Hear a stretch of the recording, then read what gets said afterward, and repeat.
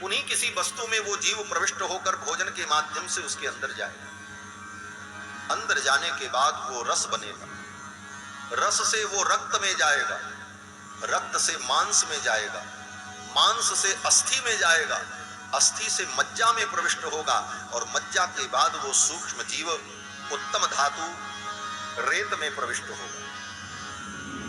पुंसाम रेतो कणाश्रय, पुरुष के रेत कण का आश्रय ग्रहण करके गर्भाधान संस्कार के माध्यम से वो जीव स्त्री के उदर में प्रविष्ट होगा और स्त्री के उदर में जब प्रविष्ट होता है तो कललम त्वेक रात्रेण पंचरात्रेण बुद्बुदम, एक रात्रि में वो कलल के समान होता है, 5 रात्रि में वो बुद्बुद के समान होता है। दशाहेन तु करकंधो, 10 दिन बीतने पर वो बेर फल के बराबर अंगुष्ठ मात्र हो जाता है। पेश्यंडम वा ततःपरम, 1 महीना बीतने पर वो अंडे के बराबर हो जाता है। और फिर मासेन तु शिरोद्वाभ्याम, जब दूसरा महीना लगता है तो 2 महीना बीतते बीतते उसमें सिर का निर्माण होने लगता है। 4 महीना का जब वो गर्भ हो जाता है तो चतुर्भिर धातव सप्त, 4 महीने में उस जीव के शरीर में, जो शरीर निर्मित हो रहा है उसमें 7 प्रकार की धातुएं प्रकट हो जाती हैं। कितना सूक्ष्म विज्ञान है। आज जिस चीज को मशीन के द्वारा देखकर वैज्ञानिक लोग भ्रूण के विकास की गति का अध्ययन करते हैं, उस विषय को महर्षियों ने अपनी दिव्य मेधा के द्वारा देख करके बढ़ाया। और इस प्रकार से षट्भिर जरायुणावीतः, 5वें महीने तक उसको भूख प्यास नहीं लगती, तब तक उसकी चेतना सुसुप्त रहती।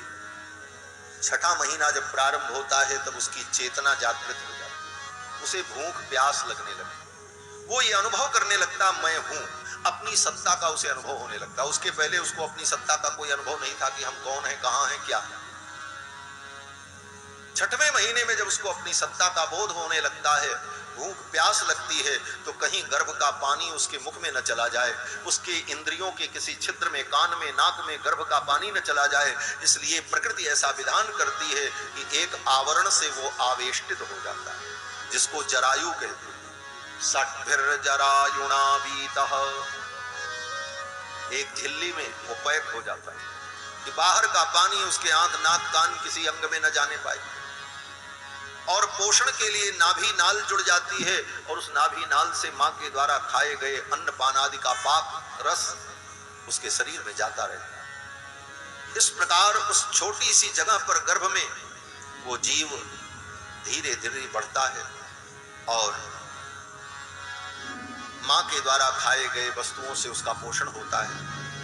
गर्भ के कीट उसको कभी कभी काटते भी, पीड़ा भी होती, कभी कभी वो मूर्छित भी हो जाता है।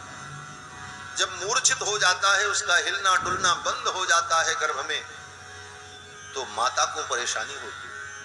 तब मां कोई खट्टी चीज, तीखी चीज जब खाती है तो फिर उसमें चेतना जागृत हो जाती है।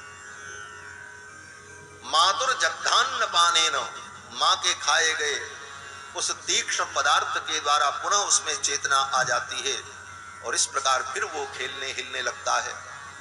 इस प्रकार जब धीरे धीरे 9 महीना बीत जाता है तब उसके जन्म का समय आता है।